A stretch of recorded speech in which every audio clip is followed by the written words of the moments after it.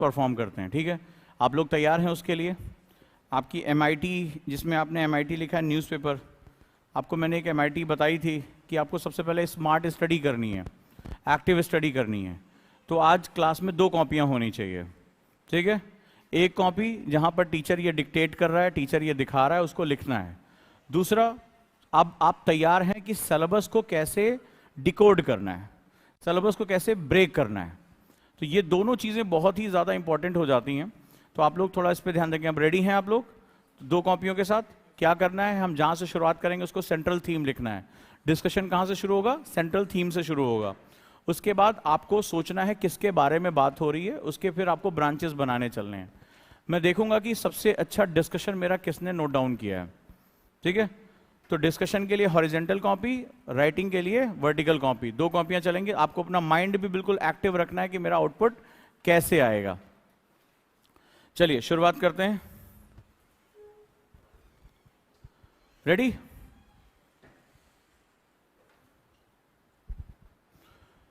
सबसे पहले हम बात करते हैं सिलेबस एनालिसिस क्यों बहुत जरूरी है।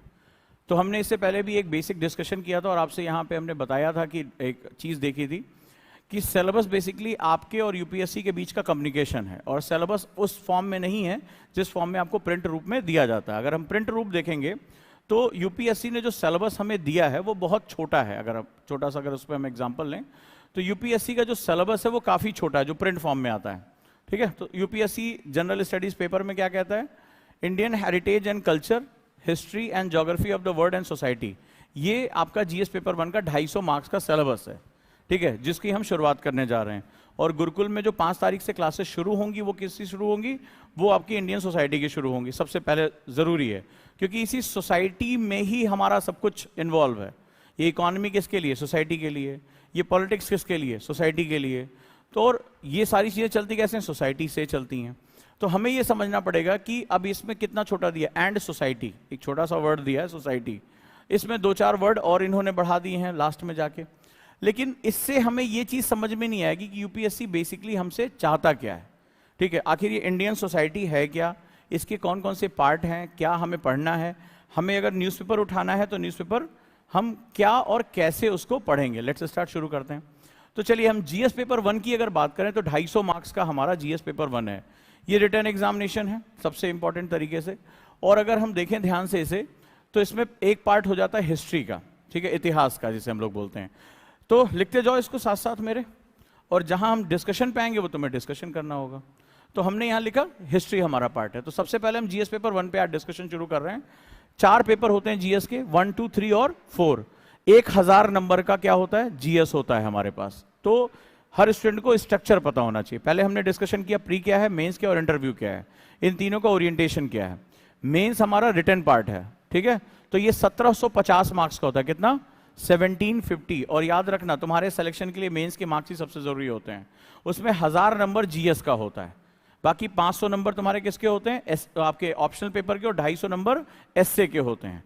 तो जीएस से ही निकल कर आता है 250 नंबर का एसए। ऐसे हम क्लास में जब अच्छी राइटिंग स्पीड करते हैं, कुछ अच्छा पढ़ते हैं, तो हम 250 नंबर वहां से गेन कर सकते हैं। ये हमारा बेसिक प्रोसेस होता है। सो लेट्स स्टार्ट, हम शुरू करते हैं। हिस्ट्री में अगर हम देखें तो कुछ पार्ट्स होते हैं, जैसे वर्ल्ड हिस्ट्री, विश्व इतिहास, पूरे दुनिया में क्या चल रहा है। दूसरा आर्ट एंड कल्चर, यानी कि कला और संस्कृति।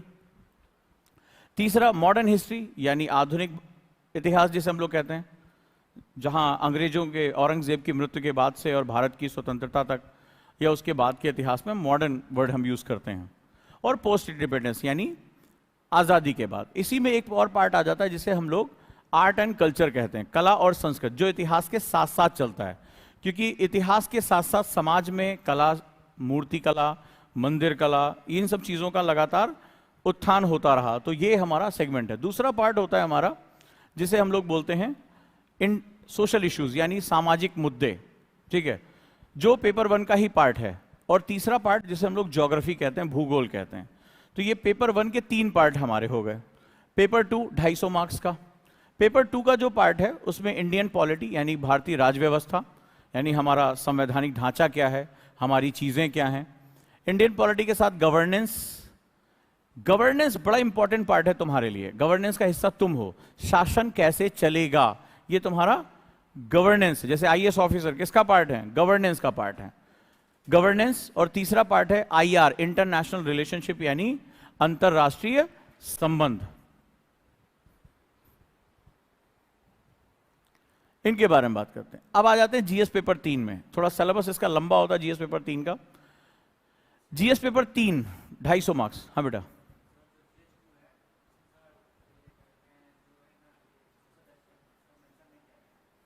इसी का पार्ट है, सोशल जस्टिस इसी के अंदर आ जाता है, ठीक है। जब सोसाइटी में जस्टिस आप लेकर आओगे, जस्टिस का मतलब क्या हुआ? गवर्नेंस का पार्ट हो। गवर्नेंस, अभी मैंने क्या एक लाइन बोली कि आपके लिए सबसे इंपॉर्टेंट है, तो आप जस्टिस किसको दोगे? जैसे मान लो सरकार ने कहा कि हमें एक लोक कल्याणकारी राज्य बनना है डीपीएसपी में, तो गरीबों के लिए एक योजना चलाई।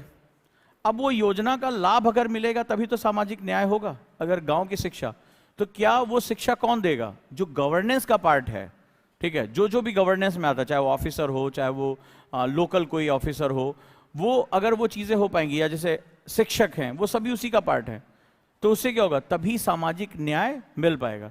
जो सोशल जस्टिस होता है वो बेसिकली आउटकम ऑफ प्रोसेस होता है, ठीक है, आउटकम। न्याय जो होता है जब भी वो किसी का आउटकम होता है। मान लो तुमने कहा कि सर मुझे, जैसे हमने उस दिन इच्छा और मांग के बारे में बात की थी, तो आपने कहा कि सर एक बच्चे को क्या मिलने चाहिए? गांव के बच्चे को भी शिक्षा मिलनी चाहिए, एजुकेशन, हेल्थ मिलना चाहिए, उसको अपॉर्चुनिटी मिलनी चाहिए, इंफ्रास्ट्रक्चर मिलना चाहिए, जो भारत का हर नागरिक को मिलना चाहिए। अगर ये नहीं मिला तो फिर क्या होगा? सामाजिक अन्याय होगा, उसको उसका हक नहीं मिला। तो फिर हमने क्या किया? हमने कॉन्स्टिट्यूशन में कहा we the people of India, Bharat के लोग। तो भारत के लोगों में, भारत की भूमि के अंदर रहने वाला हर व्यक्ति जो भारतीय नागरिक है, उसको वो अधिकार मिलना चाहिए। तो नहीं मिलेगा तो क्या होगा? इनजस्टिस हो जाएगा। तो इनजस्टिस अगर हो चुका है पहले, मान लो अंग्रेजों का शासन रहा, इनजस्टिस हो गया, तो भारत की सरकार को क्या करना? जो चुनी हुई सरकार है, जो इलेक्टेड गवर्नमेंट है, तो वो क्या करेगी? उस जस्टिस को एस्टैब्लिश करेगी, ठीक है। किसी को शिक्षा देगी, बिजली देगी, सड़क, पानी। तो ये प्रोसेस है। क्या है ये? प्रोसेस, और उसका आउटकम है। नेक्स्ट आ जाते हैं, जीएस पेपर 3 की बात करते हैं। जीएस पेपर 3 में सबसे बड़ा जो पोर्शन है वो एग्रीकल्चर यानी कृषि का है। एग्रीकल्चर यानी कृषि। दूसरा इंडियन इकोनॉमी। अब ज्यादातर को लगता है कि जीएस पेपर 3 में इंडियन इकोनॉमी है, मैंने अलग अलग कर दिया, क्योंकि भारतीय कृषि सबसे बड़ा डोमेन है, ये इंडियन इकोनॉमी का ही पार्ट है। अगर आप देखेंगे तो उसको इंडियन इकोनॉमी कहा जाता है, लेकिन 90 मार्क्स के बराबर इनपुट केवल एग्रीकल्चर से है। तो एग्रीकल्चर सिर्फ इकोनॉमी का पार्ट नहीं है, एग्रीकल्चर ज्योग्राफी का भी पार्ट है। तो ये जो सब्जेक्ट जो जीएस पेपर 3 है ना, वो बहुत इंटरलिंक सब्जेक्ट है। जैसे पेपर 2 सोशल जस्टिस वही समझा सकता है जिसको सोसाइटी समझ में आ गई हो, क्योंकि सोसाइटी में दो ही तरह की चीजें होती हैं, या तो आप इंक्लूड है या आप एक्सक्लूड हो। अगर आपको आपका हक मिल रहा है तो इंक्लूजन है, समावेशन है, और अगर आपको आपका हक नहीं मिल रहा है तो आप बहिष्करण हो। तो जो बहिष्करण है, जिसका एक्सक्यूजन हो, जो उसको खींच के क्या लेकर आना है? अंदर लेकर आना है। तो ये हमारे लिए बहुत इंपॉर्टेंट है। नेक्स्ट वन, इंडियन, जो हमने बात की, इंडियन इकोनॉमी, भारतीय अर्थव्यवस्था।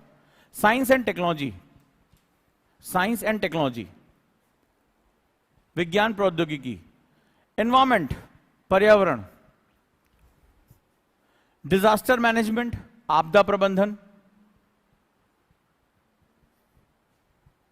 और इंटरनल सिक्योरिटी, आंतरिक सुरक्षा। आंतरिक सुरक्षा, ये सबसे पहले सबसे इंपॉर्टेंट सेगमेंट हमारा होता है। इसके बाद जीएस पेपर 4, चूंकि आप लोग आईएएस बनने जा रहे हो, आईपीएस बनने, प्रशासनिक अधिकारी बनोगे, तो प्रशासनिक अधिकारियों के अंदर कुछ गुण होने चाहिए। पहला गुण, सबसे पहली चीज है उसके अंदर सत्य को पहचानने का गुण होना चाहिए। वो सत्यवदित, यानी कि वो सत्य बोलने वाला हो। तो ट्रुथ क्या है? इंटीग्रिटी, यानी जो ड्यूटी तुम्हें दी गई है वो ड्यूटी को तुम्हें सही से पूरा करना। हमारी समस्या क्यों है? सोशल इनजस्टिस क्यों होता है? सरकार ने पैसा दिया, जिसको जिसका हक देना है, मान लो आपको किसी को इसका हक देना है, स्कूल बनवाने हैं, कॉलेज बनवाने हैं, आपने सारा पैसा क्या किया? अंदर रख लिया, और वो स्कूल नहीं बना, वो जो है सड़क नहीं बनी, तो क्या हो गया? सोशल इनजस्टिस हो गया। तो माना जाता है कि जो ऑफिसर्स हैं उनके अंदर एथिकल वैल्यूज होनी चाहिए। एथिकल वैल्यूज मतलब कि मुझे सही निर्णय किस रूप में लेना है, और जब आप डिसीजन लेते हैं, एक्चुअली ये जो पेपर 4, इसको बड़े ध्यान से समझना, ये तुम्हारा कोर है। जब आप डिसीजन लेते हैं तो डिसीजन को लेने के लिए कई प्रोसेस होते हैं। आप ये देखते हैं कि आपका बैकग्राउंड क्या है, आप ये देखते हैं कि आपके वैल्यूज क्या हैं। जैसे आपको ये सिखाया गया कि भाई झूठ नहीं बोलना चाहिए, तो आप झूठ नहीं बोलोगे, आपके ये वैल्यूज होती हैं। आपको लगता है कि किसी का हक नहीं मारना चाहिए, बहुत से परिवारों में बताया जाता है ना कि किसी से मत लो, किसी से कुछ मत लो, तो आपको किसी का हक नहीं मारना है। तो आपको इसका मतलब है जब आप कहीं भी जाएंगे तो उसके लिए आप काम करेंगे। एक ऑफिसर से उम्मीद की जाती है कि एथिक्स और इंटीग्रिटी उसके अंदर होनी चाहिए, यानी कि नीति और सत्यनिष्ठा। तो अगर वो अपनी ड्यूटी सही से, किसी भी ड्यूटी को परफॉर्म करने के लिए और किसी निर्णय को लेने के लिए, दो चीजें, for performing their duties and to taking decisions. अब देखो कोई लिख नहीं रहा है इसको, यही सबसे इंपॉर्टेंट पॉइंट है। एथिक्स इंटीग्रिटी सब लोग जानते हैं, but why ethics and integrity? Is it a subject? ये सब्जेक्ट नहीं है। तो आपको क्यों पढ़ाया जा रहा है? ये क्यों जो पढ़ाया जा रहा है, अगर ये तुम समझ गए तो तुम्हारे लिए यूपीएससी आसान है। मैं यही आज डिस्कशन करना है कि ये क्यों पढ़ाया जा रहा है। अब एथिक्स और इंटीग्रिटी तुम्हारे लिए दो चीजों के लिए बड़ी इंपॉर्टेंट। एक, टू परफॉर्मिंग योर ड्यूटीज, यानी संविधान के अंतर्गत जो तुम्हें ड्यूटीज, कर्तव्य दिए गए हैं, उनको निभाना। तुमसे ये भी नहीं कह रहा कि तुम कोई एक्स्ट्रा ऑर्डिनरी काम करो, सुपरमैन बन जाओ। वो तुमसे कह रहा है एक आईएएस ऑफिसर के लिए जो तुम्हारी ड्यूटीज हैं उसको सही तरीके से परफॉर्म कर दो। जो तुम्हारे ऑफिस आ रहा है, जो मदद मांग रहा है, उसकी मदद कर दो। जो तुम्हें फंड एलोकेट हुआ है वो उन तक पहुंचा दो। अगर इतना भी कर लो, देश अपने आप आगे चल जाएगा। दूसरा जो सबसे इंपॉर्टेंट होता है, ऑफिसर्स को डिसीजंस लेने पड़ते हैं, निर्णय, और कई बार उस समय नहीं पता चलता कि निर्णय सही है या गलत है। तो यहां कहा जाता है कि अगर आप एक एथिकल डिसीजन ले रहे हैं तो आप विरोधों का भी सामना कर लेंगे। एग्जाम्पल लेता हूं, एक ऑफिसर हैं आप जो किसी रिलीजन को बिलोंग करते हैं। एक छोटा सा अब आप समझना कि मैंने ये दो शब्दों के अंदर ही पूरे 250 मार्क्स क्यों समेटे हैं, इसको जानने समझने की कोशिश करो। फॉर एग्जाम्पल, आप एक ऑफिसर हैं और आपकी ड्यूटी लगी हुई है, ठीक है, ये आप ऑफिसर हैं, आपकी ड्यूटी लग गई है। आप किसी रिलीजन को बिलोंग करते हैं, आपका एक जो सेगमेंट है, बट आप एक अच्छे ऑफिसर हैं। सामने से एक कोई रैली निकल रही है और रैली के लिए आपने कुछ रूल्स एंड रेगुलेशंस बनाए हुए हैं। अब वो किसी भी एक्स रिलीजन की रैली हो सकती है, ठीक है, किसी की भी रैली हो सकती है, XYZ कोई भी हो। तो आपने कुछ रूल्स बनाए हैं कि भाई शाम को 7 बजे तक ये खत्म हो जाना चाहिए। ये आपने रूट फिक्स कर दिए। आपने क्या किया, पुलिस वालों की मदद ली, पुलिस प्रशासन से क्या होना चाहिए, लॉ एंड ऑर्डर की क्या सिचुएशन है, आपने रूल्स एंड रेगुलेशन रख दिए, फोर्स आपने लगा दिया। लेकिन ये जो लोग हैं वो ये कह रहे हैं नहीं, हम इसको बहुत देर तक करना चाहते हैं, अपने ढंग से करना चाहते हैं। और आपके सामने की, आप लॉ एंड ऑर्डर के हेड हैं, जो आप जो हैं क्या हैं, लॉ एंड ऑर्डर के हेड हैं, सारी जिम्मेदारी आपकी है। आपने कहा कि हम आपको ये रूट बता दे रहे हैं, ये रूल एंड रेगुलेशंस हैं, इतने बजे तक आप जो करना चाहें आप वो करें, ठीक है, इतने हमारे सेगमेंट, आप इस रास्ते से जाएं, कोई दिक्कत नहीं है। लेकिन ये जो ग्रुप है वो कह रहा है नहीं, हमें अपना मन का ये करना है, हम और देर तक करना चाहते हैं, हम और उल्लास मनाना चाहते हैं, हम अपना त्यौहार मनाना चाहते हैं, XYZ। आपने कहा नहीं, इससे दूसरा जो धर्म है या जो दूसरा रिलीजन है उसको तकलीफ हो सकती है, कोई दिक्कत हो सकती है। अब ये लोग इकट्ठा हो गए, अब इन्होंने आपके ऊपर दबाव बना दिया। इन्हें बाद में पता चला कि आप इनके रिलीजन से नहीं हैं। फॉर एग्जाम्पल, ये मैं रियलिटी बता रहा हूं, कई ऑफिसर से बात करने के बाद आप इनके रिलीजन के नहीं हैं, तो आपके ऊपर ये तुरंत आरोप लग जाएगा कि ये दूसरे धर्म का, इसलिए हमारे को परेशान कर रहा है। ये ऑफिसर को बहुत झेलना पड़ता है, बहुत झेलना पड़ता है। समाज, अभी इंडियन सोसाइटी में घुसोगे तब तुम्हें पता चलेगा कि ये है क्या। बेसिकली ये तुम्हारा रंगमंच है, इसीलिए सबसे पहले इंडियन सोसाइटी शुरू कर रहा हूं। ये रंगमंच है, यहीं पे तुम्हें सब चीजें समझनी है। तो अब इसने तुम्हारे ऊपर आरोप लगा दिया, और झूठा आरोप लगा दिया कि देखो ये दूसरे धर्म का, इसलिए हमें परेशान कर रहा है। कोई भी कह सकता है इस मामले में। अब आरोप लगाना तो बहुत आसान है, वो तो किसी के ऊपर भी तुम लगा दो। लेकिन अगर आपने जो डिसीजन लिया है, जो निर्णय लिया है, अगर वो किसी मैनुअल या किसी नीतियों के अंतर्गत लिया है, एथिकल है, यानी उसके रूल्स एंड रेगुलेशंस को फॉलो किया है, तो आप कहेंगे मेरा निर्णय सही, आपको जो कहना है आप कहते रहिए। कल को बात बिगड़ गई और आपके ऊपर जांच भी बैठ गई, तो सबसे पहले यह देखा जाता है कि आपने रूल्स फॉलो किए या नहीं किए। आपने कहा हाँ, आपसे पूछा गया क्या आपने पहले बता दिया था कि ये 7 बजे 8 बजे तक ये खत्म हो जाएगा, आप दिखा देंगे हाँ साहब हमने किया। आपने चेतावनी दी, हाँ दिया। आपने पुलिस फोर्स डिप्लॉय किया, हाँ किया। तो सबसे पहले जब जांच की जाएगी तो देखा जाएगा कि निर्णय लेने के जो तरीके हैं, निर्णय कभी डायरेक्टली नहीं लिया जाता, निर्णय हमेशा तरीकों से लिया जाता है। तो आपने जो निर्णय लिया, जो डिसीजन लिया, वो सही है या नहीं, आपने उसको सही तरीके से फॉलो किया या नहीं किया। तो उस समय हमें नहीं पता कौन सी, हो सकता है भीड़ भड़क जाए, हो सकता है हिंसा हो जाए, हो सकता है उपद्रव हो जाए, law and order situation create हो जाए। तो आपसे क्वेश्चन पूछा जाएगा।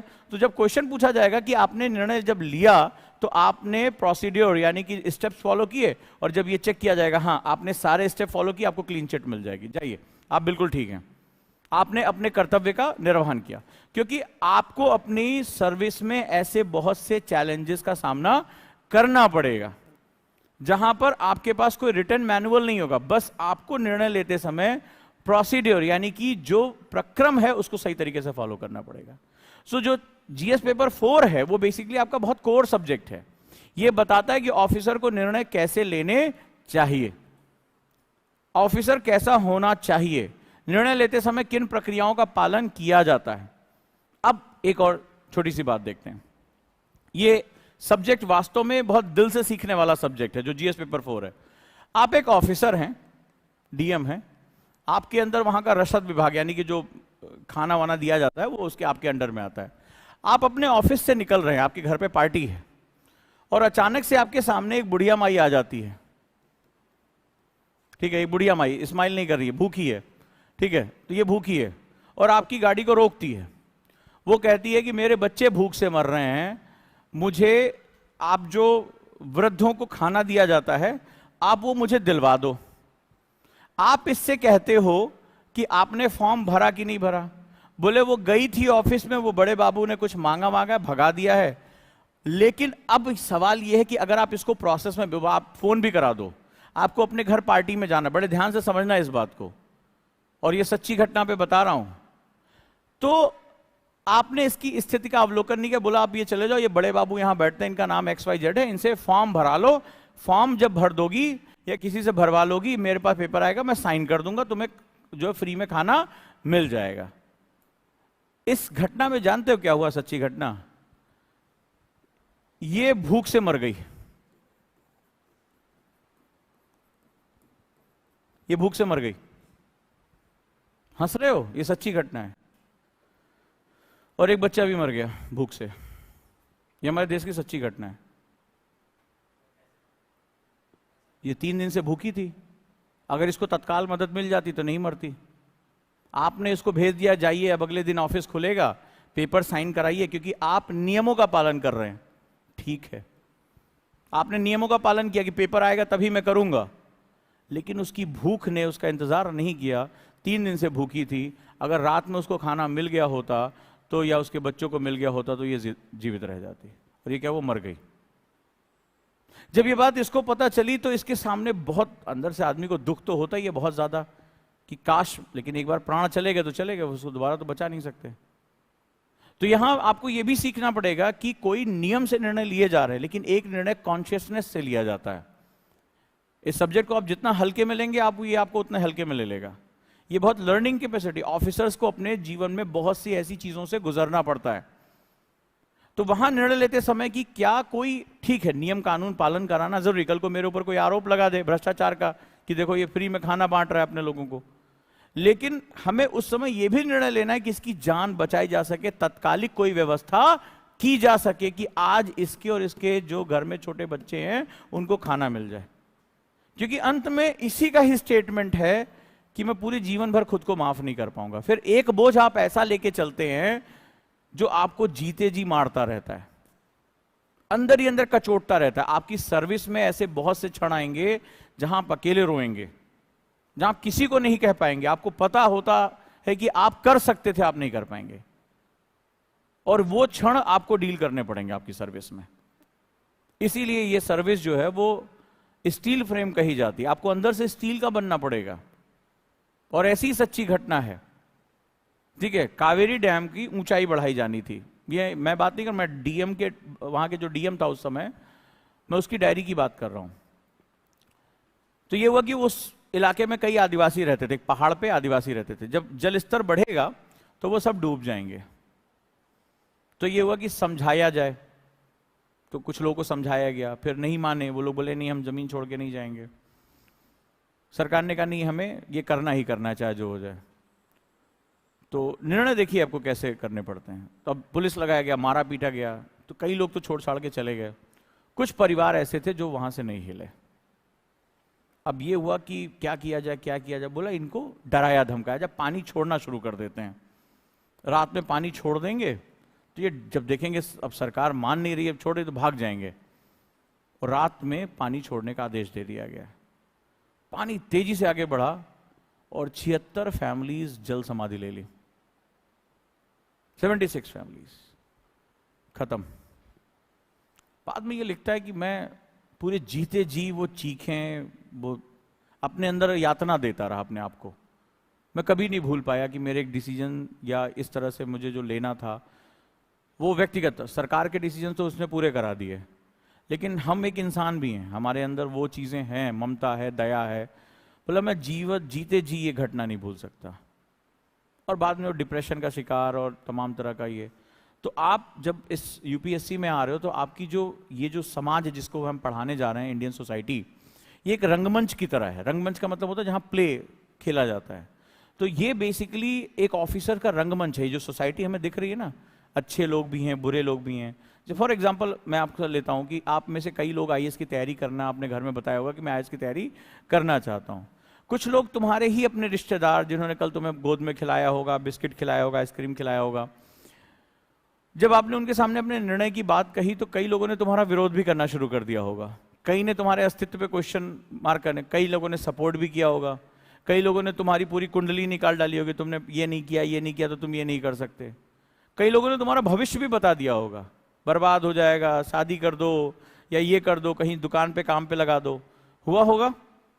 तो ये तो एक छोटा सा कैरेक्टर है कि तुम्हारे खानदान भर में 8, 10, 12 लोग जो तुम्हें जानते कि तुमने उनके सामने कहा कि मैं आईएएस बनना चाहता हूं, ये मेरा सपना है, और वो 10-12 लोगों ने इसको अलग अलग तरीके से देखा।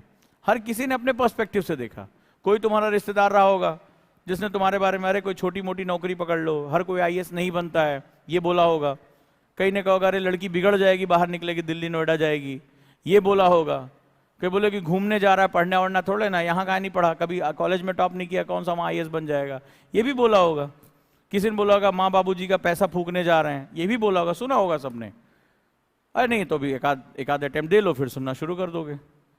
तो अब इसका सीधा सा मतलब है तुम्हारे डिसीजंस पे 10 अगर लोग हैं, 10 लोगों को तुमने बताया है, तो 10 लोगों का जो एक व्यू है वो बिल्कुल अलग है। कोई तुम्हारा अपोज कर रहा है, कोई तुम्हारा समर्थन कर रहा है, कोई न्यूट्रल। बोले भैया उनके माँ बाप का पैसा वो पढ़ाए चाहे ना पढ़ा, हमसे क्या लेना देना, ऐसे बोला होगा। हमसे क्या मतलब, बन गए तो भैया अच्छा है, नहीं बने तो भी अच्छा है। तो कुछ लोग ऐसे भी होंगे। तो अब अंदाजा लगाओ कि जिस सोसाइटी में तुम सर्व करने जा रहे हो, जिसके लिए तुम्हारे नाम के साथ लगेगा लोक सेवक, पब्लिक सर्वेंट, तो पब्लिक जो वर्ड है जो इस समाज में रहती है वो बहुत ही अलग अलग कैरेक्टर की होगी। अब तुमने एक डिसीजन लिया, ना तुमने किसी की भैंस खोली, ना तुमने किसी की गाय बेच दी, कुछ नहीं किया, तुमने एक डिसीजन लिया और तुम्हारे डिसीजन पे 10 लोगों के 10 अलग अलग व्यू हैं। कोई सपोर्ट में, कोई अपोज में, कोई न्यूट्रल है। सेम जब तुम सोचो कि तुम्हारे अंडर में लाखों लोग होंगे और तुम्हें डिसीजन लेना होगा, तो ये डिसीजन कितने कॉम्प्लेक्स हो जाएंगे। ये तो तुम्हारे रिश्तेदार थे जो तुम्हें जानते थे, और जो तुम्हें जानते नहीं है वो भी क्या करेंगे, तुम्हारे लिए बहुत ढेर सारा अपोज क्रिएट करना शुरू कर देंगे, और बहुत गहराई तक चले जाते हैं वो लोग, जर धर्म जाति। थोड़े दिनों पहले एक ऑफिसर थे नारकोटिक्स कंट्रोल ब्यूरो के, एनसीबी के, महाराष्ट्र में। उन्होंने एक जाने माने अभिनेता के लड़के को पकड़ लिया ड्रग्स के केस में, और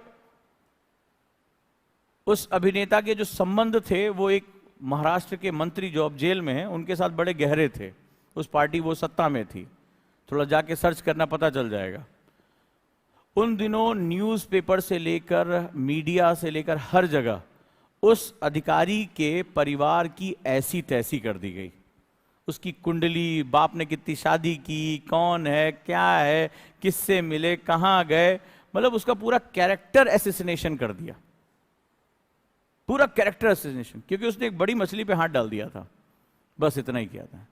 तो जो आपका जो ये पूरा सर्विस है वो बहुत ही कॉम्प्लेक्स है इस मामले में, क्योंकि इस सोसाइटी में अब वो अपना लॉ एंड ऑर्डर मेंटेन कर रहा है। कई लोगों ने उस पर आरोप लगा दिया घूस लेके फलाने अभिनेता से उसको परेशान कर रहा है।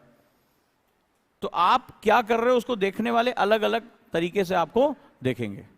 तो आपको उस समय क्या करना होता है, आपको उस समय अपने आप को एक पैटर्न से फॉलो कराना होता है, आपको एक तरीका ढूंढना होता है कि मुझे क्या करना है। तो कई तरह के डिसीजंस आपको लेने पड़ेंगे अपने समाज में।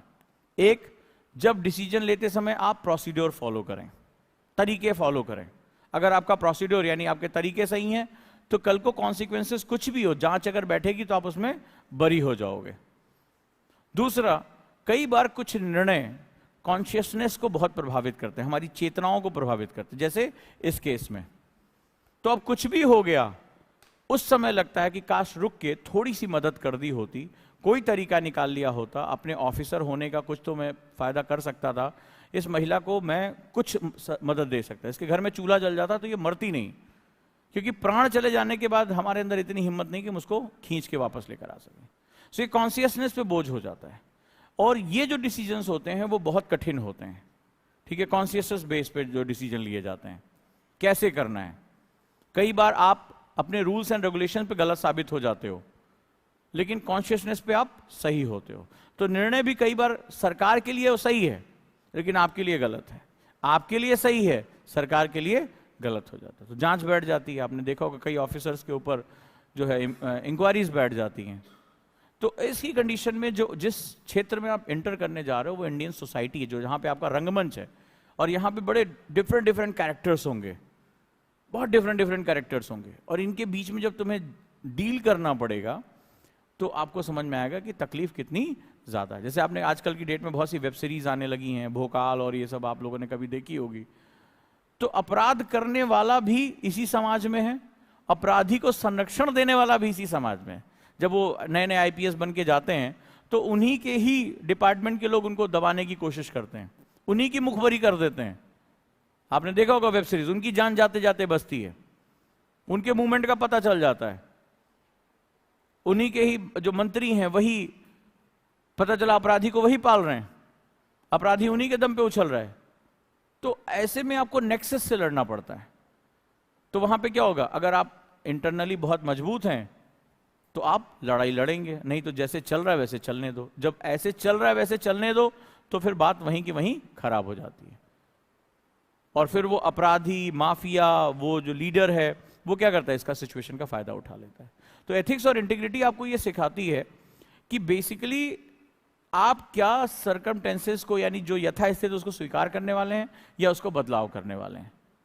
तो हमारी ब्यूरोक्रेसी में एक बहुत लंबे समय से इसका अभाव रहा है कि हम लोग सिचुएशन को बदलने के लिए तैयार नहीं होते। हमें लगता है कि जो भी चीज है वो चलने दो, क्योंकि प्रोसीड्योर प्रोसेस इतना ज्यादा टफ है। बट आज की डेट में नए रास्ते निकल आए हैं। जैसे आज का आपने देखा होगा बहुत से ऑफिसर सोशल मीडिया पे बहुत फेमस हैं। क्यों फेमस हैं? क्योंकि उनके साथ जनता का एक विश्वास जुड़ जाता है, वो उनके रोल मॉडल हो जाते हैं। उन्हें पता है कि इससे उनके ऊपर जो दबाव आ रहा है वो हम काफी कम कर पाएंगे। कल को हमारे साथ कोई बात हुई, कल को किसी ने मान लो आरोप लगा दिया, किसी ने कुछ कर दिया, तो जनता हमारे साथ खड़ी है, और पब्लिक जिसके साथ डेमोक्रेसी में खड़ी है। तो एक माफिया जब हमारे यहाँ नेता बन सकता है, मंत्री बन सकता है, जनता खड़ी हो जाती तो कुछ भी कर सकता है। वो जिसके ऊपर रेप के चार्जेस है वो महिला कल्याण मंत्री बन जाता है। बताइए, हमारे देश की विडंबना है। जो पढ़ा लिखा नहीं वो शिक्षा मंत्री बन जाता है हमारे यहाँ, वो शिक्षा की नीतियां बनाने लगता है। तो ये हमारे देश की स्थिति है। तो ऑफिसर्स ने भी समझ लिया कि भाई हमें अपना पब्लिक डोमेन इंटरेस्ट जो है हम कर रहे हैं वो दुनिया को बताएं। और दूसरा ये भी हो रहा है कि इसको देखकर लोग परिवर्तन के बारे में सोच रहे हैं, क्योंकि ये जो यथास्थिति है वो लोगों को बहुत ज्यादा उदासीन कर देती है। इस देश में कुछ नहीं हो सकता, ये बात हम बोलते हैं, इस देश का यार कुछ नहीं हो सकता, ये ऐसे ही चलेगा। तो ये जो सिलेबस है, इस सिलेबस को सिर्फ कुछ खंड मत समझो कि इतना टॉपिक पढ़ लिया। सबसे पहले मुझे ये क्यों पढ़ना है। अब मैं तुमसे एक क्वेश्चन पूछता हूं, फिर मैंने कहा हाथ क्रॉस होना ही नहीं चाहिए मेरी क्लास में, लिखते रहो। मैंने जितनी बातें कही अभी मैं बोर्ड पे बुला के लिखवाऊंगा। नहीं लिखा तुमने, मैं देख रहा हूं सबको ध्यान से। कितनी बातें मैंने, निर्णय लेने का सबसे बड़ा तरीका तुम्हें बता दिया। निर्णय कितने प्रकार के होते हैं? हैं? कितने प्रकार के? कौन कौन से? एक प्रशासनिक और दूसरा मैंने वर्ड यूज नहीं किया सामाजिक स्तर पे। प्रशासन और समाज अलग हो जाएगा क्या? यही मैंने कहा, आप पूरे 1 साल पढ़ने के बाद आपके हाथ कुछ नहीं लगेगा अगर एक्टिव लर्निंग नहीं करोगे। बताओ, 5 मिनट के अंदर तुम अगर भूल रहे हो, 24 घंटे के बाद तुम्हें कुछ नहीं। मैंने पहले भी कहा, जो लोग सुन रहे हैं, जो लोग मुझे देख रहे हो, जो लोग अभी सो रहे हैं, सभी के लिए यूपीएससी में कोई नोट्स, कोई बुक काम नहीं आएगी। अगर मैं भी तुमसे कह रहा हूं कि ये मेरे नोट से पढ़ लेना, आईएएस बन जाओगे, तो मैं झूठ बोल रहा हूं। खुले मंच पे कह रहा हूं, मैं झूठ बोल रहा हूं। यूपीएससी इंटेलेक्चुअल एग्जाम है, यहां रटे रटाए क्वेश्चन नहीं आते हैं। डिमांड सप्लाई को समझने की कोशिश करो। ये बेसिकली सिचुएशन बेस है, क्योंकि तुम्हें सिचुएशन के अंदर ही निर्णय लेने होंगे। सिचुएशन के अंदर ही निर्णय लेने होंगे, और जब तुम इस चीज को समझ पाओगे तभी तुम एक अच्छे ऑफिसर बन पाओगे। नहीं तो तुम्हारा सिलेक्शन, तुम सोच रहे हो कि जाके तुम जन्नत में बैठोगे, चक्की के पार्टों के बीच में होता है। अनटिल अनलेस जब तक तुम ज्वाइंट सेक्रेटरी लेवल पे नहीं पहुंच जाते या आईजी रैंक पे नहीं पहुंच पाते, भाई साहब, नौकरी बचानी मुश्किल होती है। नौकरी बचानी मुश्किल होती है। जब तुम फील्ड से बाहर आ जाते हो, यानी डायरेक्टली जब तुम्हारी सोसाइटी से कांटेक्ट नहीं है, तभी तुम सेफ हो पाते हो। जब आईजी रैंक पे पहुंच गए, अब यार रिपोर्ट आ रही है, एसएसपी से रिपोर्ट मंगवा लो, डीआईजी लेवल पे पहुंच गए या ज्वाइंट सेक्रेटरी लेवल पहुंच गए, तब जाके तुम्हारी नौकरी सेफ होती, तब तुम थोड़ा सा आनंद उठा पाते हो। उससे पहले की जो नौकरी होती है बहुत खतरनाक होती। मतलब समझ लो, जैसे जीभ अपनी दांतों के बीच में अपनी जो है अस्तित्व बचाए रखती है, वैसे तुम्हें बच के रहना है। माफिया, नेता, समाज के लोग, तुम्हारे रिश्तेदार, ये सब कोई ऐसे दांतों की तरह कट कट कट कट भागेगा, और तुम्हें जीभ की तरह बचते रहना है, जैसे जीभ बचती है। और कई बार क्या होता है, दांत के नीचे आ जाती जीभ, फिर देखो कैसे रस आता है। वैसे ही होगा। आप लोग गलत कर रहे हैं, फिर से मैं कह रहा हूं, डिस्कशन को लिखिए। मैंने कहा 2 तरीके से निर्णय होते हैं। सामने तुम्हारे एग्जाम्पल, इतनी जल्दी भूल रहे हो, मैं प्रूव करके दिखाता हूं। तुम्हारा सिलेक्शन क्यों नहीं होगा ये मैं तुम्हें बता दूंगा, उसको हटाना तुम्हारी जिम्मेदारी है। इनर्शिया है, स्प्रिंग थ्योरी बताई थी ना, देखो सामने प्रूव कर रहा हूं। एक होता है जो तुम्हें प्रशासन लेने के लिए कहता है मैनुअल के हिसाब से, दूसरा अपने कॉन्शियसनेस के हिसाब से डिसीजन लेने होते हैं। अंतरात्मा और चेतना के आधार पर निर्णय लेने होते हैं। एथिक्स तुम्हें यही सिखाएगा कि कई बार चेतना के आधार पर भी निर्णय लेने होते हैं। इस ऑफिसर ने अगर चेतना के आधार पर निर्णय ले लिया होता तो इसके प्राण बचा लेते कि नहीं बचा लेते? तो यही तो तुम्हें सिखा रहा हूं। और इंटरव्यू क्या होता है? तुम लोगों को लगता है कि ये जीएस का सब्जेक्ट है, ये जीवन जीने का सब्जेक्ट है। इंटरव्यू में तुम्हारे सामने सिचुएशन रख दिए जाते हैं, और सिचुएशन में वही डिसीजन ले पाता है जिसके पास त्वरित बुद्धि होती है, जिसके प्रेजेंस ऑफ माइंड जिसे कहा जाता है। और तुम सोच रहे हो कि कोई रट के तुम इस सब्जेक्ट के टॉपर बन जाओगे, दैट इज नॉट पॉसिबल। तो इसीलिए मैंने तुम्हें एक बहुत बड़ी विद्या सिखाई, एक्टिव लर्निंग की। और मैंने उस दिन भी क्या कहा था, तुम एक बार में नहीं सीखोगे, तो अभी आज समझाया है। कल वो जो नीम बाहर लगी हुई है ना, इसकी छड़ी लेकर आऊंगा, उल्टे हाथ पे एक आध मार दूंगा, अगले दिन से नोट्स बनने शुरू हो जाएंगे। और मैं मार दूंगा, क्योंकि मुझे पता है कि तुम सुन के कुछ नहीं सीख पाओगे। अभी पढ़ाया, अभी पूछा, तुम्हें नहीं पता, क्योंकि तुम देखो कितने आराम से बैठे हो। और आपको मेरी हर बात लिखनी है। यही जब लिखोगे तो तुम्हें शब्द मिलेंगे। आज जैसे कॉन्शियस डिसीजन एक हमने वर्ड देखा, तो कॉन्शियस डिसीजन क्या होते हैं? क्या कॉन्शियस डिसीजन हमेशा सही होते हैं? और अगर हमने कॉन्शियस डिसीजन ले लिया और हमारे ऊपर एक्ट हो गया, तब हम क्या करेंगे? ये इसी एक शब्द से कई प्रश्न निकल सकते थे। और जब ये प्रश्न निकलने शुरू हो जाएंगे, तब जब टीचर तुम्हें क्लास में पढ़ाएगा, तब तुम्हें मजा आने लगेगा। 90% बच्चों को यह समझ में नहीं आता हमें क्यों पढ़ाया जा रहा है। जीएस पेपर 1 में ही हिस्ट्री क्यों रखी गई, सोसाइटी क्यों रखी गई, ज्योग्राफी क्यों रखी गई, 3 में क्यों नहीं रखी गई? कितने लोग इसका जवाब जानते हैं कि जीएस पेपर 1 में ही हिस्ट्री क्यों रखी गई, सोसाइटी क्यों रखी गई और ज्योग्राफी क्यों रखी गई? कैसे? जीएस पेपर 1 से ही पढ़ाई की शुरुआत होती ना, कायदे से। ऐसे ही हर कोचिंग में पढ़ाया जाता है। जो लोग मुझे ऑनलाइन सुन रहे हैं वो भी मुझे जवाब दें, जीएस पेपर 1 में ही क्यों रखा?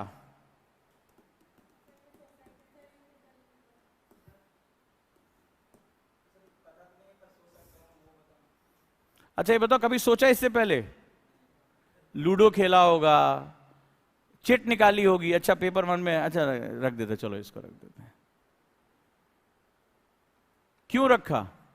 अगर ऑफिसर बनाना था तो ऑफिसर बनाने के लिए सबसे पहले तुम्हें एथिक्स और इंटीग्रिटी पेपर 1 में रखना चाहिए था कि ऑफिसर के अंदर ये गुण होंगे, एथिक्स होगी, इंटीग्रिटी होगी, तो इसको पेपर 1 में रखो। इतिहास बाद में पढ़ा लेना।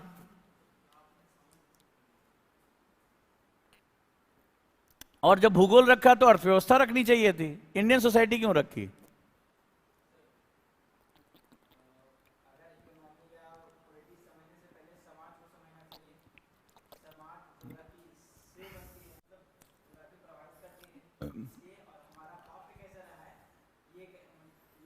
चलो सब लोग जवाब दो। इससे पहले कभी सोचा कि नहीं सोचा है, पहले बताओ। नहीं सोचा ना? पहली चीज लिखो, यूपीएससी पढ़ने का नहीं सोचने का नाम है। लिखो ये। पुरानी यूपीएससी और नई यूपीएससी में अंतर समझो, पहले ये बता देते तुम्हें। पुरानी यूपीएससी में ज्यादातर लोग ऐसे तैयारी करते हैं, अभी भी बहुत कोचिंग ऐसे तैयारी कर रहे हैं। पुरानी यूपीएससी, यूपीएससी फुल फॉर्म जानते हो क्या? Union public service commission. एक और है इसका नाम, अनप्रिडिक्टेबल सर्विस कमीशन। अंदाजा ही नहीं लगता क्या करेगा। तो इसीलिए पुरानी यूपीएससी और पुरानी यूपीएससी में लोग कहते थे पढ़ो ज्यादा, रटो ज्यादा, लिखो ज्यादा। तो पहले क्या 2 ऑप्शनल हुआ करते थे, फिक्स सिलेबस हुआ करता था, दे रट्टे पे रट्टा, रट्टे पे रट्टा, और जो ज्यादा छाप देता था उसके मार्क्स आ जाते थे। अभी न्यू यूपीएससी है, इसका पैटर्न थोड़ा सा अलग है। इसको चाहिए क्या? 21st सेंचुरी का जो भारत है, जो कि विश्व गुरु बनने की अरमान रखता है, 2047 में विकसित राष्ट्र बनने का सपना देखता है, उसकी गवर्नेंस और सोशल जस्टिस को एस्टैब्लिश करने वाले ऑफिसर चाहिए। कैसे ऑफिसर चाहिए? जो 21st सेंचुरी के चैलेंजेस को डील कर सकें। अब 21st सेंचुरी, जरा इससे पहले वाले में चले जाओ तो दुनिया में केवल 2 पोल थे, एक यूएस था और एक यूएसएसआर था, रशिया। तो केवल 2 महाशक्तियां थी, पॉलिटिक्स भी बराबर चलती थी। बाद में 1991 के बाद पूरी दुनिया में एक ही शक्ति बची, अमेरिका। माई बाप वही था पूरी दुनिया का। पूरी दुनिया में एक ही मुद्रा सबसे ताकतवर थी, डॉलर। ठीक है, तो डॉलर सुप्रीमेसी थी। दुनिया की सारी संस्थाओं के मालिक कौन बैठे हुए थे? यूरोपियंस, अमेरिकन थे। चाहे वर्ल्ड बैंक हो, आईएमएफ हो, डब्ल्यूटीओ, कुछ भी हो, सारे नियम कानून कौन बनाता था? अमेरिका। पूरी दुनिया में सारी किसकी कंपनियों की तूती बोलती थी? अमेरिका। तुम अपने कंप्यूटर का विंडो इस्तेमाल करो, किसका? बिल गेट्स का। फेसबुक इस्तेमाल करो, किसका? मार्क जुकरबर्ग का। दवाई फाइजर की खाओ, किसकी? अमेरिका की। दुनिया, पूरी दुनिया में आप कुछ भी कर रहे, जीपीएस सिस्टम किसका? अमेरिका का। तुम अपने यहां, तुम्हारे यहां कोई भी मूवमेंट हो रहा है, अमेरिका बैठ के देख रहा है। हमारे एक परमाणु, एक मूवी आई थी पोखरण करके, उसमें देखना कि वो 24 घंटे में सैटेलाइट आके हमें चेक करता था, तो हमारे वैज्ञानिक छुप छुप के जो है वो परमाणु पोखरण का परीक्षण करते थे। अमेरिका देख रहा है। सोचो तुम यहां बैठे हो, अमेरिका देख रहा है। तो माई बाप वही था। 21st सेंचुरी में आज सोशल मीडिया हो चुका है। अपनी बात कहने के लिए आपको कहीं थाने नहीं जाना है, सोशल मीडिया ट्विटर पे चिपका देना है, लोग अपने आप आगे फॉरवर्ड कर देंगे। 21st सेंचुरी का चैलेंज बिल्कुल अलग है। यूथ है, आर्टिफिशियल इंटेलिजेंस है, कृत्रिम बुद्धिमत्ता है, रोबोटिक्स है। इंसान का काम कौन कर रहा है? मशीनें कर रही हैं।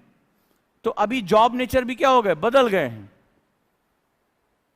पहले 10 मजदूर लगते थे गड्ढा खोदने के लिए, अभी अचानक से एक जेसीबी आती है, तर तर तर तर तर तर खोद खाद के खत्म, पता भी नहीं चला। 10 लोग का रोजगार खा गई कि नहीं खा गई? और अगर रोजगार लगाओगे तो लोग आपको गालियां देंगे, अरे एक नाली नहीं खोद पा रही इनकी। अब आप भी फंसे हो, आप भी चाहते हो जल्दी जल्दी काम हो। तो अभी क्या है? 21st सेंचुरी के चैलेंजेस बढ़ चुके हैं। अब मल्टीपोलर वर्ल्ड है। आज भारत खुद अपने आप में एक शक्ति है, चाइना एक शक्ति है। ठीक है, दुनिया भर के देश तेजी से उभर रहे हैं, छोटे छोटे देश उभर रहे हैं, नए नए संगठन बन रहे हैं। तो अभी क्या है? 21st सेंचुरी के चैलेंजेस अलग हैं। तो इनको इस तरह का ऑफिसर चाहिए जो 21st सेंचुरी को डील कर सके। तो नई यूपीएससी क्या कहता है? नई यूपीएससी का फॉर्मूला कहता है पढ़ो ज्यादा, लिखो ज्यादा,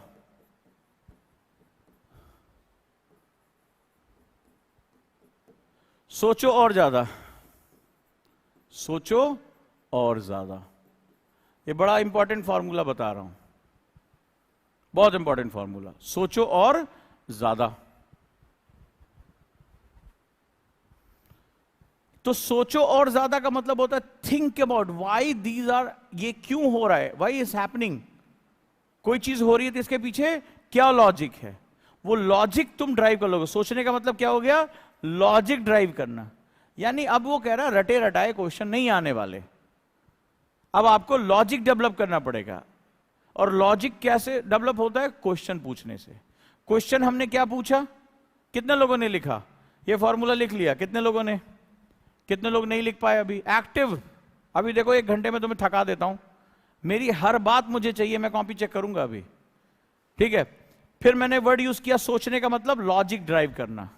लॉजिक कैसे ड्राइव होता है, how logic drive, ask questions, प्रश्न पूछने से पहले शुरुआत होती है। अब मैंने ही क्वेश्चन आपसे पूछ लिया क्योंकि आपकी पढ़ने की आदत नहीं है, आप 12-14 साल एक ऐसे सिस्टम में पढ़ के आए जहां आपने मास्टर से क्वेश्चन पूछा और मास्टर ने आपको ठोका, बस बराबर होती, बस हम जो पढ़ा रहे वो पढ़ लो, यही सिलेबस है, ज्यादा विद्वान ना बनो, ठीक है। ऐसे बात होती, जैसे आपने 1-2 क्वेश्चन एक्स्ट्रा पूछा, पहली बात तो साथ वाले तुम्हें शर्ट पकड़ के नीचे बिठा देते हैं, चल भाई ज्यादा मास्टर अभी और देर तक पढ़ाएगा, मास्टर पागल हो रखा, छुट्टी का टाइम हो रहा है, चलने दे। और फिर मान लो साथ वाले नहीं रोका तो पता चला मास्टर साहब का मूड खराब पड़ा है, आपने क्वेश्चन पूछ लिया, उनकी पकड़ से बाहर है, आपको या तो डंडा पड़ गया, डांट पड़ गई, तो वो क्या हुआ, आपका लॉजिक मर चुका है। अब आपको यहां जनरेट करना है। तो मैं ही एक क्वेश्चन पूछता हूं कि जीएस पेपर 1 में हिस्ट्री, सोसाइटी और ज्योग्राफी क्यों रखी गई, लूडो खेल के, चट निकाल के क्यों रखी गई, ये समझना हमारे लिए बहुत ज्यादा जरूरी है। अगर ये बात हमें समझ में आ जाती है और यहीं से अब याद, मैंने तुमसे पूछा क्यों रखी गई, तो मेरी क्लासेस में याद रखना, प्रश्न पूछना तुम्हारा फंडामेंटल राइट है, ठीक है। तुम्हारा फंडामेंटल राइट, तुम्हें प्रश्न पूछा अगर, लेकिन याद रखना प्रश्न लॉजिकल होने चाहिए, प्रश्न डोमेन से होने चाहिए। तो अब हिस्ट्री, सोसाइटी और ज्योग्राफी क्यों रखी गई, ध्यान से समझो। याद है मेरी पहली क्लास मैंने तुमसे कहा था you are your own syllabus, नहीं लिखा तो लिख लो फिर से, आप ही स्वयं का सिलेबस हैं। जिस दिन तुमने खुद को पढ़ना समझना शुरू कर दिया उस दिन यूपीएससी तुम्हारे लिए बहुत आसान हो जाएगा। You are your own syllabus, UPSC में याद रखिएगा। अब आ जाओ, आप इस समाज का हिस्सा हैं, ठीक है, इस समाज का हिस्सा है, ध्यान से समझिएगा। अब आपके पास अपनी एक सोच है, आप चाहे किसी लड़की हो लड़का हो, जेंडर के हिसाब से, तो लड़कियों का समाज अलग है, समाज के लेयर्स देखो, लड़कियों का समाज अलग है, लड़कों का समाज अलग है, लड़कियों की समस्याएं अलग है, लड़कों की समस्याएं अलग है, लड़कियों की अपॉर्चुनिटी अलग है, लड़कों की अपॉर्चुनिटी अलग है। समाज और इस देश का नजरिया लड़कों के लिए अलग है, लड़कियों के लिए। ये देश तो अभी भी ऐसे कहता है किसी लड़की के साथ कुछ गलत हो जाता है तो उसके कपड़ों पे ही क्वेश्चन उठा देता है कि अगर ये कपड़े नहीं पहनती ऐसा तो ऐसा नहीं होता, लेकिन उस भेड़िए के बारे में बात नहीं करता जो खुलेआम घूम रहा है, उसी परिवार से है। ये राष्ट्र अभी भी लड़कियों से अपने क्वेश्चन पूछ रहा है, उस लड़के से क्वेश्चन नहीं पूछ रहा जिसने ये गलत किया, उसको बचाने के लिए 10 लोग आ जाते हैं। तो अभी क्या होगा कि हमारे समाज में अलग अलग सेगमेंट्स होते हैं। अब जरा ध्यान से देखो, तो आपको मान लो तुम एक व्यक्ति के रूप में, जो कि हमारे संविधान की बेसिक यूनिट हो, तुम पीपल हो, we the people of India, तुम वो इंडिविजुअल व्यक्ति हो। तो हम जो व्यक्ति के रूप में होते हैं, हमारी परंपराएं, हमारा इतिहास, शर्म या गर्व, कुछ भी हम कहें, वो हमें कहां से प्राप्त होती है। हम कोई दूसरे ग्रह से तो नहीं है ना कि हमें सबका हाथ पकड़ते घूमेंगे, हमें ज्ञान प्राप्त करना है, हाथ दे दीजिए अपना, या हम सबसे पूछेंगे गोला पे क्या हो रहा है। हम, ऐसा है कोई इस क्लास में ऐसा कोई है कि हम हाथ पकड़ के अपना ज्ञान प्राप्त कर लेंगे? कोई नहीं है ना। आप एक प्रोसेस से गुजरे हो, 10-12 पास किया होगा, इसी समाज से आए हो, तो जब आपने जो कुछ भी सीखा, चाहे आपने पैट्रियार्की सीखी, आपने मैट्रियार्की सीखी, लड़कियों की इज्जत करनी है, बेइज्जती करनी है, जो कुछ भी आपने सीखा, गुरु का सम्मान करना है, अपमान करना है। बहुत से ऐसे बच्चे होते मास्टर पीट देते हैं, मास्टर साहब ने डांट दिया, अगले दिन चाकू लेके पहुंच गए, दिया गुप्ती पेट के अंदर, तो मास्टर साहब कहा भैया आप कभी ना किसी से कुछ कहेंगे हम। ऐसे भी आपने सुना होगा, आपने भी कई प्रयास किए होंगे मास्टर साहब को कई अलंकृत भाषाओं से नवाजने का। तो क्या हो रहा है, ये सब कहां से आ रहा है? ये हमें हमारे एक लंबे इतिहास से हमें पता चल रहा है, ठीक है, लंबे इतिहास से हमें पता चल रहा है। तो जो हिस्ट्री होती है ये इस इंडिविजुअल को फीड करती है। ये दोनों चीजें होती हैं। जैसे हमारे घर में कोई चीज होती है, मान लीजिए आपके घर में व्रत है, उपवास है, त्योहार है, तो आपने कभी उसमें प्रश्न नहीं पूछे, वो आपको क्या हुआ है, आपके पिताजी, आपकी माताजी, उनकी माताजी, आपने मान लो बहुत से परिवारों में तीज का त्योहार है, बहुत से परिवारों में करवा चौथ होता है, कई परिवारों में करवा चौथ नहीं मनाया जाता, होता है। तो महिलाओं को बताया जाता है कि भाई कौन सा हमारे, तो वो क्या होता है, वो शादी के बाद आई, जो सास ने बताया कि हमारे यहाँ ऐसा होता है, ऐसा नहीं होता, उसको अडॉप्ट कर लेती है। वो उसकी सास ने बताया था, वो उसकी सास ने उसको बताया था। तो ये क्या है, ये इतिहास है।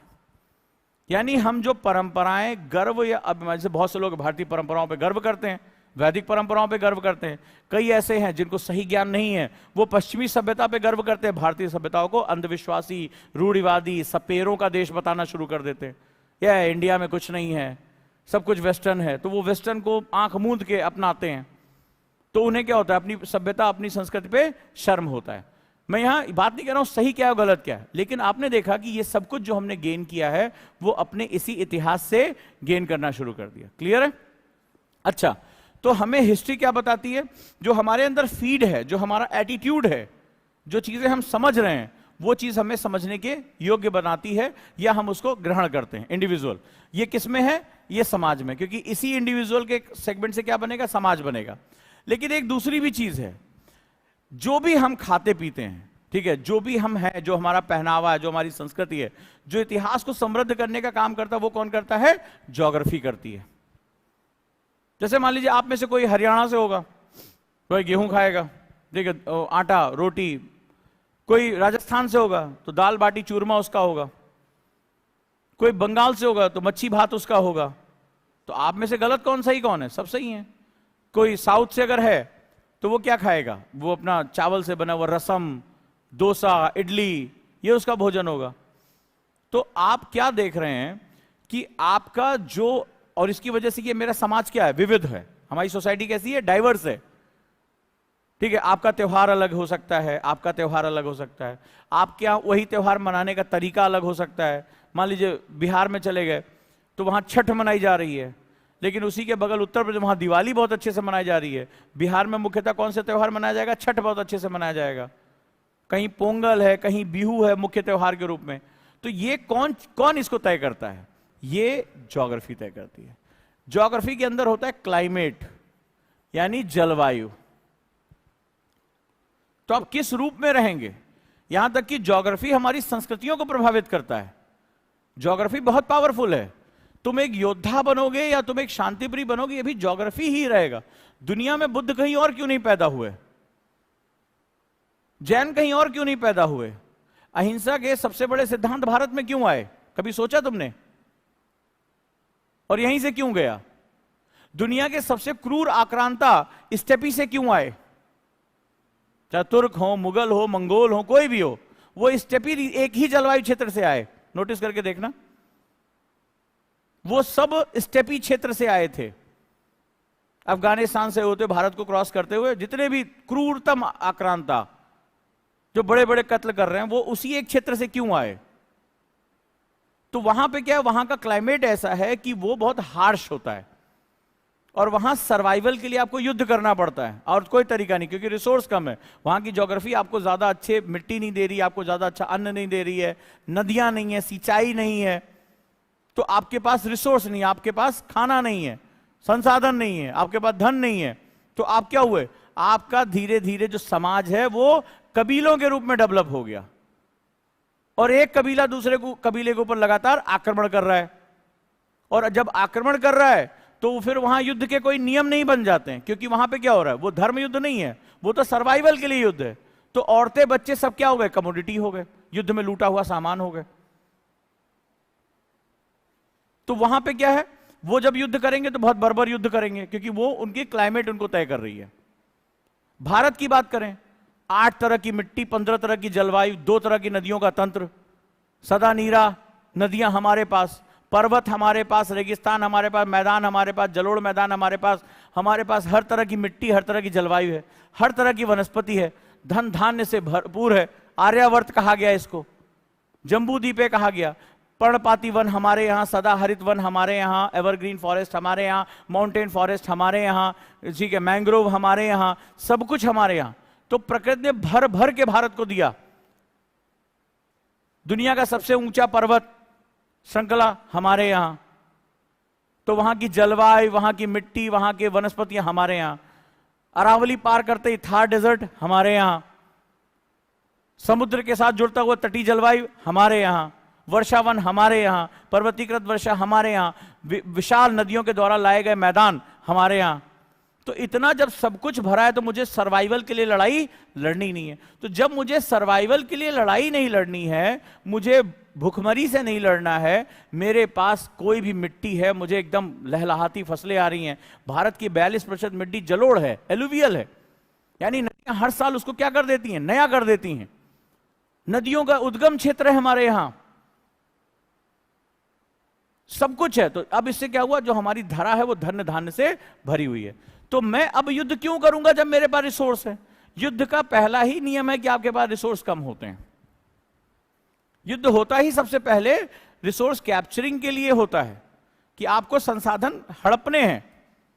और जब आपके पास अकूत संसाधन है, वन है, पशु पक्षी है, हर तरह की जलवायु है, क्या नहीं आपको आपके पास है, तो फिर आप लड़ाई नहीं लड़ेंगे। जब आप लड़ाई नहीं लड़ेंगे तो क्या करेंगे, अपना जो दिमाग है वो उन्नति की तरफ लगाएंगे।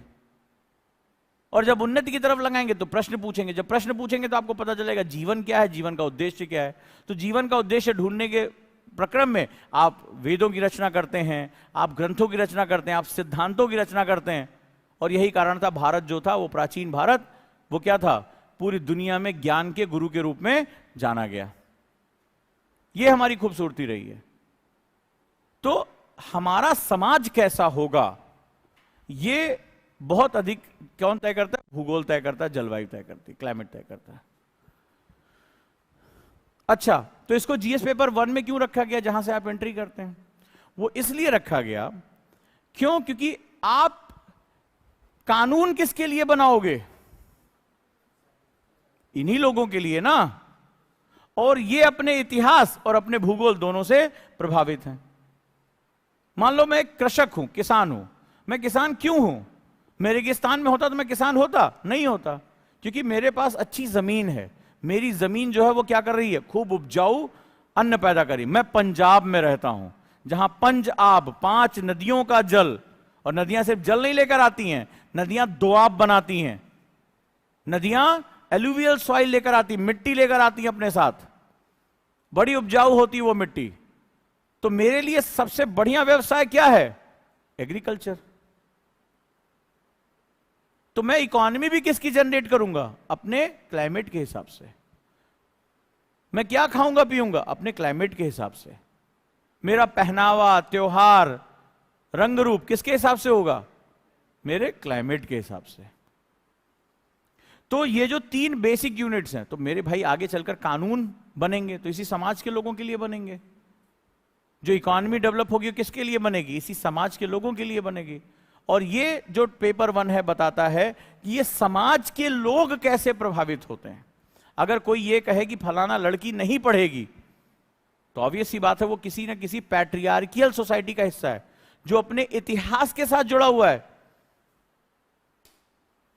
और उसका इतिहास उसे कह रहा है कि एक समय ऐसा था कि भाई दूसरे आक्रांता आते थे, बेटियों को उठा ले जाते थे, इसीलिए बेटियों की कम उम्र में शादी कर दो।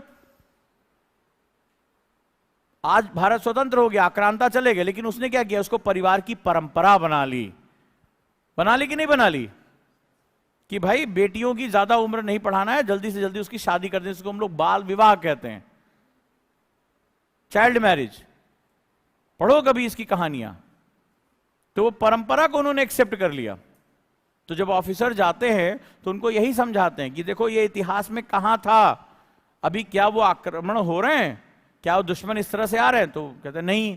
तो बोले अब क्यों अपना रहे हो तुम, आज तो भारत स्वतंत्र है, भारत में संविधान का शासन है, तो बेटे और बेटी को दोनों को पढ़ने का मौका दो। क्लियर है? तो आप ध्यान से इन चीजों को समझने की कोशिश करिए। तो एक जो समाज में एक व्यक्ति होता है या जो समाज होता है, वो अपने इतिहास और अपने भूगोल से लगातार प्रभावित होता रहता है। जैसे आप हॉस्टल में आएंगे, आप में से कोई ऐसी जगह से हो जहां चावल खाया जाता है, मान लो बिहार से हो, बंगाल से हो, तो वहां भात तो खाना ही खाना है। अब हॉस्टल में पता चला कि रोटी मिल रही है, तो आपको देखो ईमानदारी से बताना परेशानी होती है। आप ऐसे बोलते हो कि अरे सर भात थोड़ा मिल जाता तो पेट भरा भरा लगता। पेट ही नहीं भरा, जब तक चावल ना खाओ तब तक पेट नहीं भरता है। आप ये क्यों कह रहे हो, जबकि ना उसमें कोई बहुत ज्यादा प्रोटीन है, ना विटामिन है, कार्बोहाइड्रेट ही कार्बोहाइड्रेट है। तो ऐसा क्यों कहते हो? जस्ट बिकॉज ऑफ एक ऐसे क्लाइमेटिक सिस्टम से आए हो जहां ये आपको खाना वहां पे चावल बहुतायत हो रहा है, क्योंकि वो तराई बेल्ट है, नदियों का पानी रुकता है और इसलिए वहां धान की खेती अच्छी होती है। तो वो आपके भोजन का हिस्सा बन चुकी है, वो आपके भोजन का हिस्सा बन चुकी है। तो ये बहुत इंपॉर्टेंट सेगमेंट होता है। तो आपने देखा पेपर 1 में जो सब्जेक्ट है बड़े सोच समझ के रखे गए हैं कि आपको अगर बनना है तो आप अपने इतिहास से अपनी वैल्यूज लेते हो और अपने भूगोल से आप प्रभावित हो जाते हो। ठीक है, आप कौन सा त्योहार मनाओगे? ठीक है, जैसे मान लीजिए आप बिहार से हैं, तो आप दिवाली की छुट्टी मुझसे नहीं मांगोगे, हर साल होता है। आप कहोगे सर छठ पे जाना है घर। कौन है यहां बिहार से? देखो इतने लोग हैं। तो आप ये नहीं कहोगे, बोले दिवाली में 1 आध दिन की दे दीजिए। जिनके यहां दिवाली मनाई जा रही है वो कहेगा सर हमारे यहाँ छठ नहीं मनाई जाती, हम तो सर दिवाली में हमें 5-6 दिन की छुट्टी चाहिए, हम इस तारीख को जाएंगे, हमारी लंका लग जाती है क्योंकि हमें बड़ी लंबी छुट्टी करनी पड़ती है। तो अब इस कंडीशन में क्या होगा? आप हमेशा किसकी छुट्टी मांगते हो? छठ की मांगते हो ना? सर दिवाली की 1-2 दिन दे दीजिए, लेकिन छठ की लंबी दे दीजिएगा। क्यों मांगते हो? क्योंकि वो त्योहार आपके यहां बड़े धूमधाम से लंबे समय तक मनाया जाता है ना? लेकिन किसके यहां छठ नहीं मनाई जाती? नहीं मनाई जाती। मांगोगे छठ पे छुट्टी? नहीं मांगोगे। तो यही भारत है, आप समझे? तो आप एज ए इंडिविजुअल अपनी संस्कृति और अपने भूगोल से प्रभावित रहते हैं। अब जब इस इंडिविजुअल की चुनौती तुम्हें समझ में आ जाएगी, तब तुम्हें समझ में आएगा आखिर कानून तुम्हें बनाना किसके लिए है, सेवा किसकी करनी, गवर्नेंस किसको लेकर आओगे। जब तुम्हें समाज समझ में आएगा, मान लो किसी ऐसी क्षेत्र में, तुमने देखा होगा, अगर आज जाके चेक करो कि जहां पे सेक्स रेशियो यानी लड़के लड़कियों का जो अनुपात है वो कम है, वो ऐसे क्षेत्र हैं जहां पर प्राचीन समय में बहुत युद्ध हुए हैं। पानीपत का क्षेत्र, हरियाणा का क्षेत्र, पंजाब से लगता हुआ क्षेत्र, जहां से आक्रांता भारत में प्रवेश करते हैं, जहां युद्ध होते हैं प्राचीन समय में। तुम देखोगे आज लड़कियों को वहां बड़ी मुश्किलों का सामना करना पड़ रहा है, जबकि ये पर कैपिटा इनकम के हिसाब से ये स्टेट बड़े अच्छे हैं, इनकी जो इनकम है वो बड़ी अच्छी है। लेकिन महिलाओं को मिलने वाले अधिकारों में तुम देखोगे यहां पे बड़ी कमी है। अब तुम कहोगे भाई लड़कियों को अधिकार देने के लिए पैसे चाहिए, इनके पास इनकी जो जीडीपी स्टेट की बड़ी अच्छी है, इनके पास अच्छा खासा पैसा, आज जाके चेक करना। लेकिन जब तुम लड़के और लड़कियों के बीच में अनुपात करोगे, सेक्स रेशियो की बात करोगे, तो तुम देखोगे यहां पर लड़कियों की स्थिति अच्छी नहीं है। लड़के और लड़कियों के चुनाव में जन्म के समय यहां लड़कों को प्राथमिकता दी जा रही है। अब कहोगे इकोनॉमी भी अच्छी है, फिर ऐसा क्यों? तो यह समझना बहुत जरूरी है कि इनकी जो परंपरा, जिस युद्ध क्षेत्र से ये गुजरे, जो इतिहास अतीत में है, वो चीजें बहुत मैटर करती हैं, समाज को डिफाइन करती हैं वो। और ये हर जगह नहीं है। आप नॉर्थ ईस्ट चले जाओ, वहां पे अलग तुम्हें सिचुएशन दिखाई पड़ेगी, साउथ चले जाओ वहां सिचुएशन अलग दिखाई पड़ेगी। तो चूंकि आपकी सर्विस ऑल इंडिया सर्विस है, तो आपको क्या करना पड़ेगा? इसीलिए जब सबसे पहले पढ़ा जाता है कि भारत अनेकता में एकता वाला देश है, यूनिटी इन डाइवर्सिटी, हर साल एक क्वेश्चन तुम्हें मिल जाएगा। सो तुम्हें क्यों पढ़ाया जाता है? क्वेश्चन तुम्हें होना चाहिए, यूनिटी इन डाइवर्सिटी का क्या मतलब है? Where diversity come from? ये डाइवर्सिटी आई कहां से? और ये डाइवर्सिटी का मतलब केवल रंग रूप पहनावा यही तो नहीं है ना। देखो तुम भारत में साउथ का इंसान अलग तरीके से दिखाई पड़ता है, उसके बाल अलग तरीके से होते हैं, कश्मीर का व्यक्ति अलग होता है, नॉर्थ ईस्ट के लोग क्या होते हैं, अलग तरीके से दिखाई पड़ते हैं, मध्य भारत के लोग अलग तरीके से दिखाई पड़ते हैं, है कि नहीं है? नाक अलग होती है, चेहरा अलग होता है, माथा अलग होता है, बाल अलग होते हैं, होता है कि नहीं होता है? ये विविधता है हमारी। तो आपको आगे चलकर जो पेपर 2 है वो आपको कहता है कानून बनाना है, संविधान बनाना है। किसके लिए? एलियंस के लिए, भारत के लोगों के लिए। और भारत के लोग कोई एक इकाई तो है नहीं। देखो तुम छठ की छुट्टी मांग रहे हो, वो दिवाली की छुट्टी मांग रही हैं। अभी मैं क्या करूं? मैं एक अधिकारी हूं, मैंने दिवाली की छुट्टी ज्यादा दे दी क्योंकि मैं दिवाली मनाता हूं। हमारे यहाँ छठ नहीं मनाया जा रहा है मान लो फॉर एग्जाम्पल, और मैंने छठ की छुट्टी एक ही दिन की दी, तो मुझ पे क्या आरोप लगाओगे? क्या आरोप लगाओगे? कि सर इनजस्टिस हो रही है, हमारी क्लास में बिहारी बच्चों की संख्या बहुत ज्यादा, बिहार से बहुत बच्चे, और आपने छठ की छुट्टी बहुत कम दी है, दिवाली लंबी छुट्टी दी। अब देखो लग गया आरोप, हो जाएगा। ऐसे ही आपको भी डिसीजन लेने हैं, ऐसे ही आपको भी डिसीजन लेने हैं ऑफिसर के रूप में। तो इसीलिए यूपीएससी कहता है पहले सोसाइटी को समझो। सोसाइटी एक लाइव कैरेक्टर है, एक प्ले है। यहां कौन गलत है, कौन सही है, क्या गलत है, क्या सही है। एग्जाम्पल लेता हूं एक छोटा सा, लिव इन रिलेशनशिप, ठीक है, बिना शादी के एक साथ रहना। तो फेमिनिस्ट जो होंगे वो कहेंगे नहीं, ये तो नारी की स्वतंत्रता का, एक इंडिविजुअल की स्वतंत्रता का। अंत में घिसते पिटते सुप्रीम कोर्ट ने भी इसे एक्सेप्ट कर लिया कि अगर आप बालिग हैं, वयस्क हैं, तो आप एक साथ रह सकते हैं। लेकिन हाल के दिनों में देखा गया कि जो क्रूरतम हत्याएं हुई हैं, जो बहुत ही भयानक हीनियस क्राइम हुए हैं, वो इसी तरह से हुए हैं कि एक पार्टनर से छुटकारा पाने के लिए, क्योंकि शादी के साथ दो व्यक्तियों की शादी नहीं होती है, दो परिवारों, दो संस्कारों, दो संस्कृतियों की शादी हो जाती है कई बार। तो उसमें बहुत से लोग इन्वॉल्व हो जाते हैं, जो शादी में नाच रहे होते हैं वो उसमें इन्वॉल्व हो जाते हैं। मान लीजिए मी भी झगड़े हुए तो लोग मनाने पहुंच जाते हैं, समझाने पहुंच जाते हैं।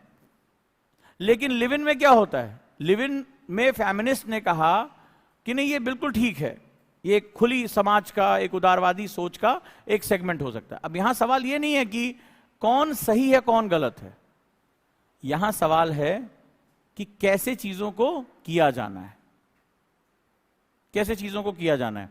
तो अब हीनियस क्राइम हो रहे हैं क्योंकि उसमें पेरेंट्स की भी रजामंदी नहीं थी, कोई सेव करने वाला नहीं, कोई बचाने वाला नहीं है। और आपने देखिए कितनी क्रूरतम हत्याएं हुई, लाश के टुकड़े टुकड़े, जिसको आप प्यार कर रहे हो, जिसके साथ आप रह रहे हो, और उसी को आपने टुकड़े टुकड़े करके कुकर में भर दिया, कुत्तों को खिला दिया। कैसी कैसी, मतलब जानवर भी सोचता होगा है बेकार में हमें जानवर कहते हैं, असली तो इधर घूम रहे हैं, ठीक है। तो ये स्थिति कर दी। तो अब ये हमें समझना पड़ेगा कि क्या चीजें हो रही हैं, ठीक है, क्या चीजें हो रही हैं। तो अब समझ में आया कि पेपर में क्यों रखा गया इसको, राइट। डिस्कशन रहा आज का सही। तो अब सोचो कि समाज को तुम कैसे कैसे प्रभावित कर सकते हो, क्या क्या चीजें कर सकते हो। इंडियन सोसाइटी को क्यों पेपर 1 में रखा गया, क्लियर है। तो इंडियन सोसाइटी को पकड़ने के लिए हिस्ट्री और ज्योग्राफी दोनों को बैलेंस लेके चलना पड़ेगा, इसीलिए बहुत कॉम्प्लेक्स सब्जेक्ट हो जाता है, बहुत टिपिकल हो जाता है। डन। तो जिन लोगों ने आज नहीं लिखा वो इसको एज सुन एज पॉसिबल लिखें, दोबारा फिर से इसको सेंट्रलाइज स्टडी करें। डिस्कशन को अभी बहुत से लोगों ने आज नहीं लिखा, खासतौर पे तुम भी नहीं लिख रहे हो, इसको और ज्यादा लिखने की, वर्ड टू वर्ड पकड़ने की कोशिश करो। जिस दिन तुमने टीचर के वर्ड टू वर्ड पकड़ लिए और फ्लो चार्ट बना दिया, उस दिन समझ लेना क्लास तुम्हारी है, क्योंकि इस डिस्कशन में बहुत सी चीजें निकलती हैं। हाँ,